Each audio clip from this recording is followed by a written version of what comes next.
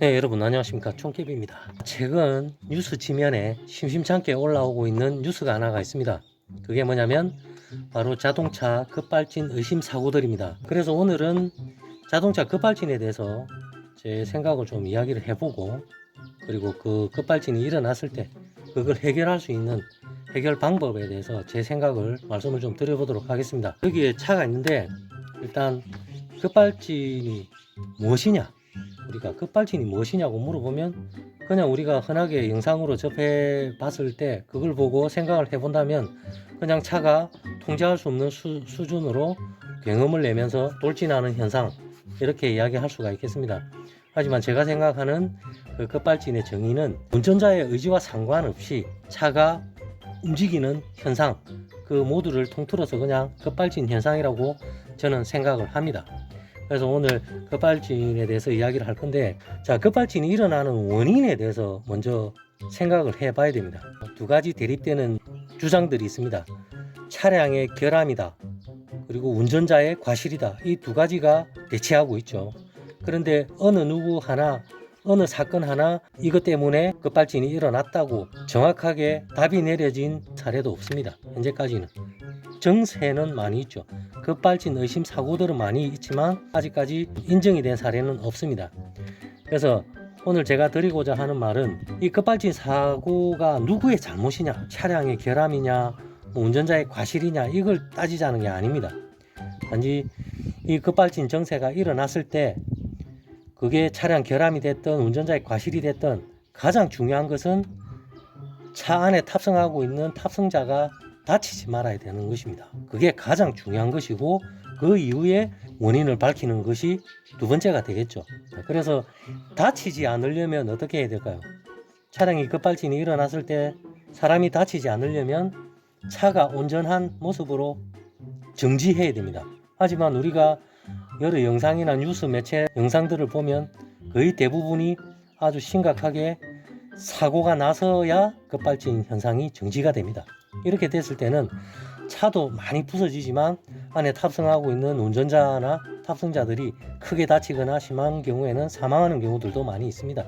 그래서 가장 중요한 것은 차를 온전한 모습으로 세워서 탑승자가 다치지 말아야 하고, 그렇게 해야만이 차량의 결함인지 운전자의 과실인지를 가려낼 수가 있다. 그래서 가장 중요한 것은 차를 온전한 모습으로 세우는 것이다. 그럼 세우려면 어떻게 해야 되느냐, 그 방법에 대해서 말씀을 드리려고 합니다. 급발진 현상이 일어나는 차들은 대부분 내연기관입니다. 요즘 나오는 전기자동차 이런 거는 일단 제외를 시키고, 푸사이클 엔진 이런 장착되어 있는 기계 종류는 제외를 하고, 자동차에 장착되어 있는 이 내연기관, 사행전기관이죠. 이 엔진에 대해서 이야기를 할 겁니다. 엔진에는 또 두 종류가 있습니다. 디젤 엔진과 가솔린 엔진이 있죠. 물론 가스 엔진도 있습니다. LPG 엔진도 있는데, LPG 엔진과 가솔린 엔진은 구조가 똑같습니다. 그리고 디젤 엔진도 움직이는 메커니즘은 똑같습니다. 단지 연료를 점화하는 방식의 차이가 있습니다. 디젤과 가솔린은. 그래서 말씀을 드릴 건데, 휘발유 차인 경우에는 흡입된 공기와 연료가 섞여 있는 혼합기, 그리고 혼합기를 피스톤이 압축을 했을 때 적당한 타이밍에 스파크 플러그에서 불꽃을 튀겨서 점화하는 방식입니다. 불꽃 점화 방식이고, 디젤 차인 경우에는 공기를 순간적으로 고압축을 하게 되면 온도가 순간적으로 500에서 600도 정도까지 올라갑니다. 그 올라가 있는 뜨거워진 공기에 디젤을 안개 모양으로 분사를 해버리면 불꽃을 튀기지 않아도 자연적으로 불이 붙게 되는 자연 착화 현상이 일어납니다. 그래서 디젤은 압축 착화 방식이고 가솔린은 불꽃 점화 방식이다. 요거에 차이가 있습니다. 이 차이가 아주 큰 차이인데, 급발진 현상이 일어나는 원인을 나중에 제어를 해야 되겠다 할 때 불꽃 점화 방식이냐 압축 착화 방식이냐, 요 두 가지가 상당히 큰 차이를 냅니다. 휘발유 차인 경우에는 운전자의 의지와 상관없이 급발진 현상이 일어나려고 하면 엔진 안으로 많은 공기와 많은 연료가 들어가면 차는 굉음을 내면서 튀어나가게 됩니다. 그래서 그런 증세가 일어났을 때 차량을 멈출 수 있는 방법은 유일하게 한 가지가 있습니다. 전원 스위치를 오프하면 됩니다. 전원 스위치를 오프하게 되면 엔진을 움직이기 위해서 필요로 하는 전자 부품의 전원이 공급이 되지 않음으로써 엔진은 저절로 정지하게 됩니다. 하지만 그게 쉽지가 않습니다. 급발진 현상이 순간적으로 일어났을 때 사람은 상당히 당황하게 되어 있습니다. 당황을 하게 되면 판단력이 흐려지죠. 그리고 몸이 경직이 되고 머리는 하얘집니다.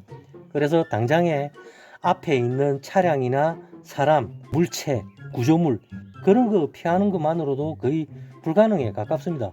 결국은 다 뭔가를 때려 박거나 꼬라 박아야 차가 멈추는 경우들이 거의 대부분입니다. 그만큼 그 상황에서 엔진 전원 스위치를 끈다는 게 쉽지가 않습니다. 옛날 차량들처럼 키 타입으로 되어 있어서 키를 오프시키면 꺼지는 타입이 아니라 요즘 차량들은 거의 대부분이 스마트 키로 되어 있습니다. 그 스마트 키를 운전 중에 그냥 한번 누른다고 시동이 꺼지지 않습니다. 주행 중에는 그걸 끄는 방법이 있죠. 그런데 그 상황에서 한 손을 놓고 스마트 키 버튼을 작동을 시켜서 엔진을 멈춘다는 게 쉬운 일이 결코 아닙니다. 그게 쉬웠다면 이제까지 그런 급발진 사고 사례에서 사람이 크게 다치거나 죽는 일은 없었겠죠. 그만큼 그렇게 하는 것이 쉽지 않다는 걸 증명하는 것들입니다. 그런 현상들이. 그래서 우리가 휘발유차인 경우에는 진짜 운이 좋아서 아니면 능력이 있어서 사람의 능력치는 개인마다 다르기 때문에 그렇게 버튼을 눌러서 전원을 차단시켜서 차를 세웠다면 정말 천운이죠. 아주 능력이 좋으신 분이고 천운에 가깝습니다. 하지만 일반 사람들은 대부분 그렇게 하지 못하죠. 그래서 사고가 납니다. 디젤차도 마찬가지죠. 움직이는 메커니즘은 같습니다. 디젤차도 그런 증세가 일어났을 때 전원을 오프시키면 차는 멈추게 됩니다. 정상적인 차인 경우에 연료가 많이 공급이 되고 많은 공기가 들어가고 해서 엔진이 고출력을 내면서 차가 튀어나가는 경우에는 전원 스위치를 끄면 디젤차나 가솔린차나 둘 다 멈추게 됩니다. 하지만 디젤차인 경우에는 한 가지 다른 점이 있습니다. 디젤차에는 휘발유차에는 잘 없는, 휘발유차도 가끔씩은 달려있는 차들도 있긴 합니다만 디젤차에는 대부분이 달려있는 부품이 하나가 있습니다. 그게 바로 터보차저입니다. 이 터보차저는 엔진으로 들어가는 공기를 압축해서 많이 밀어넣게 해주는 장치입니다.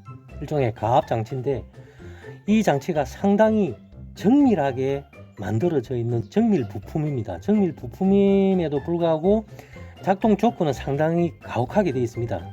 아주 뜨거운 배기가스가 터빈을 돌려서 움직이는 상당히 높은 온도에 노출이 되어 있는 그런 부품입니다. 그래서 움직이는 그 조건이 가혹합니다. 그래서 관리가 좀 수월하게 되면 문제가 생깁니다.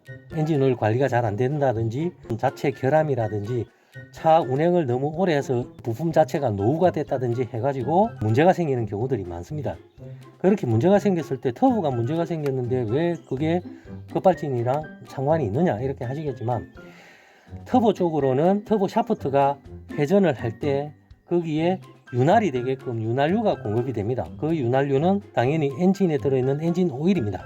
엔진 오일 펌프가 구동이 되면 엔진 전체 오일 라인에 일정한 압력에 오일 압력이 형성이 됩니다. 그래서 그것이 터보 샤프트 쪽으로 윤활을 위해서 공급이 됩니다.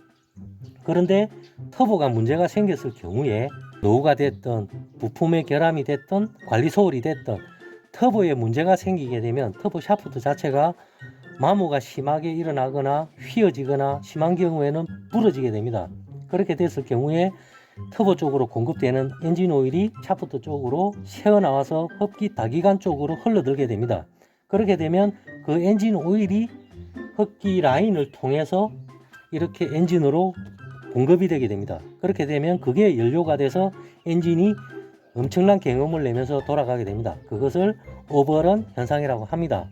디젤 오버런 현상이라고 하는데 그 현상이 일어났을 경우에는 전원 스위치를 오프 시키더라도 엔진 회전은 멈추지 않습니다. 아까 말씀드렸다시피 이 디젤 엔진은 불꽃 점화 방식이 아니라 압축 착화 방식이라고 말씀드렸습니다. 연료가 될 만한 물질이 공급이 되는 이상 엔진은 절대로 멈추지 않습니다. 탑승자가 엔진을 멈추기 위해서 할 수 있는 일은 아무것도 없어지는 것이죠. 그래서 터보가 상당히 중요합니다. 터보가 문제가 돼서 그 오버런 현상으로 인해서 차가 급발진을 한다면 그건 멈출 수 있는 방법이 없습니다. 현재로서는. 하지만 어떤 특정 장치를 달게 되면 그 급발진을 멈추게 할 수가 있습니다. 그게 뭐냐면 바로 이것입니다. 이게 뭐냐면 가솔린 자동차의 흡기 매니폴드에 붙어있는 트로틀 바디라는 부품입니다. 여기에는 보면 이렇게 밸브가 있습니다. 밸브. 이 밸브가 트로틀 밸브입니다. 이 밸브가 뭐하는 역할을 하냐면 엔진으로 들어가는 공기 양을 제어해주는 장치입니다. 옛날 차들은 이 샤프트와 이 케이블이 연결이 되어서 엑셀 페달을 밟으면 케이블이 당겨지면서 얘를 이렇게 열어서 들어가는 공기 양을 제어를 했다면 요즘 방식들은 전부 다 이 전자부품으로 되어 있습니다. 엑셀을 밟으면 그 밟은 양을 ECU가 신호를 받아서 이쪽 서버 모터를 구동을 해서 얘를 이렇게 개폐 양을 조절해주는 이런 방식으로 되어 있습니다. 그럼 이걸 왜 들고 나왔느냐, 이걸 어떻게 해서 이걸로 급발진 현상을 멈출 수 있다는 것이냐 하시는 분들이 계시겠죠. 당연히 그렇게 생각하실 분이 계실 것 같습니다. 제가 이걸 들고 나온 것은 이걸 단다는 이야기가 아니고 이런 시스템을 하나를 달면 된다는 것이죠. 이걸 왜 다느냐, 가장 중요한 것, 엔진이 돌아가기 위해서, 엔진이 동력을 얻기 위해서는 아주 기본적인 두 가지가 필요합니다. 연료가 들어가야죠. 연료가 들어간다고 엔진이 무조건 회전을 할까요? 그렇지 않죠. 엔진이 연소하기 위해서는 필요한 것이 공기입니다. 공기 중에 산소가 있죠. 그 산소가 들어가야 연료가 연소가 되어서 폭발을 일으켜서 동력을 얻을 수가 있습니다. 아까 말씀드렸다시피 커브에 문제가 생겨서 엔진 오일이 공급이 돼서 엔진이 경음을 내면서 돌아가는 것은 운전자든 그 누구든 엔진을 멈출 수 있는 방법이 없습니다. 엔진을 멈출 수 있는 방법은 엔진 오일이 다 소모가 됐을 때 비로소 멈출 수 있습니다. 하지만 그 엔진 오일이 다 소모가 되기 이전에 차는 사고를 내게 되어 있습니다. 뭔가를 꼬라박게 되어 있죠. 그렇기 때문에 이런 장치들을 의무적으로 달게 해서 나왔더라면 급발진 정세는 바로 정지시킬 수가 있습니다. 그 원인은 이거를 흡기 라인, 여기 흡기 라인이죠. 인테이크 라인인데 인테이크 라인 요 끝쪽에 보면은 흡기 매니폴드가 있습니다. 매니폴드에 이런 형태의 밸브를 하나를 단다는 것입니다. 그냥 다른 시스템과 연계하지 않는 독립된 이런 장치를 하나를 다는 것이죠. 달아놓고 평소에는 이게 완전히 이렇게 열리거나 아니면 천장 쪽으로 딱 붙어서 공기의 흐름을 방해하지 않게 이렇게 딱 고정이 되어 있다가 급발진 의심 정세나 급발진 정세가 일어났을 때 핸들과 가장 가까운 부분, 바로 앞쪽에 손이 바로 갈 수 있는 부분에다가 버튼이 됐든 당기는 레버가 됐든 그런 것을 하나를 장치를 해서 얘랑 연결을 시켜서 바로 탁 누르기만 하면 트리거가 해제되면서 이 밸브가 탁 이렇게 닫히게만 하면 엔진으로 들어가는 공기는 바로 차단이 되게 됩니다. 그렇게 되면 엔진은 무조건 멈출 수밖에 없습니다. 그것이 어떤 엔진이 되었든 투사이클이든 포사이클이든 디젤이든 가솔린이든 모든 내연기관은 공기를 차단하면 엔진은 멈추게 되어 있습니다. 그것이 차량 결함이든 운전자 과실이든 운전자가 엑셀 페달을 브레이크 페달로 오인을 해서 꽉 밟고 있다 하더라도 이게 작동하면 엔진은 바로 멈추게 됩니다. 그러면 차를 온전한 모습으로 세울 수가 있는 것이죠. 온전한 모습으로 세웠을 때 사람이 다치지 않을 뿐만 아니라 급발진 현상을 재현할 수가 있습니다. 그렇게 함으로써 그것이 차량의 결함인지 운전자의 과실인지를 판가름할 수가 있다는 것이죠. 차를 온전하게 세웠을 때만 가능합니다. 차가 사고가 나서 완전히 다 부서지고 안에 사람이 크게 다치거나 죽고 없으면 원인을 밝혀내는 것은 불가능에 가깝습니다. 안에 EDR이라는 장치가 있습니다. 사고 기록 장치라는 게 있는데 비행기로 치면은 블랙박스 같은 거죠.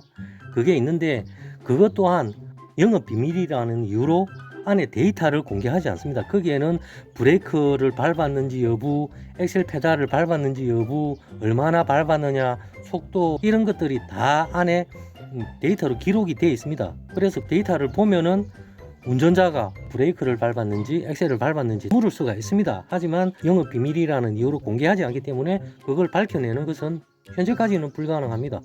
그래서 급발진 사례가 인정된 사례가 없는 이유가 그런 것 때문이기도 합니다.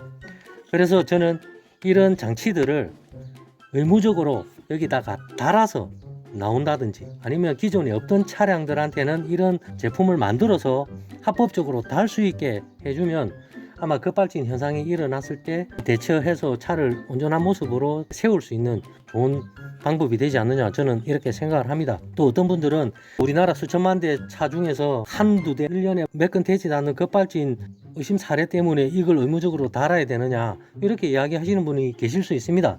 하지만 우리가 생각을 한번 해보시면 한번 크게 사고가 나서 사람이 다칠까 말까 한 그런 상황을 대비를 해서 차 안에 수백 수천만 원짜리 에어백을 장착을 해놨습니다. 자, 그 이야기로 그냥 대신하겠습니다. 그래서 이런 걸 하나를 완전히 독립된 시스템으로 하나를 달아서 급발진 현상이 일어났을 때 핸들 옆에 바로 장착을 해서 급하게 이렇게 누르거나 당길 수만 있다면 이거 하나로도 급발진을 바로 정지시킬 수 있다, 저는 이렇게 생각을 합니다. 그래서 오늘 급발진에 대해서 제가 오늘 말씀을 드렸는데, 어디까지나 요거는 제가 생각한 어떤 방법입니다. 최근에 전문가들이 아니면 그 관련 영상을 올리시는 유튜브 분들이 급발진이 일어났을 때 대처하는 요령이라고 올라오는 영상들이 제법 많이 있습니다. 브레이크를 체중을 실어서 나눠서 밟지 말고 그냥 힘껏 밟아라. 사이드 브레이크를 당기지 마라. 그것도 안 되면 가드레일이나 벽면을 차량으로 긁어서 그 저항으로 차를 세워라. 여러 가지 방법들이 있습니다. 하지만 그것 또한 쉽지 않습니다. 쉬운 일이 아니죠. 그래서 이런 장치 하나만 달면 엔진을 정지시키면 끝납니다. 회전하는 엔진을 정지시키면 급발진은 멈추게 됩니다. 그 엔진을 멈추는 방법은 어떤 여러 가지 이유를 다 통틀어서 딱 한 가지만 있으면 됩니다. 엔진으로 들어가는 공기만 차단하면 엔진은 멈춥니다. 오늘은 여기까지 하겠습니다. 감사합니다.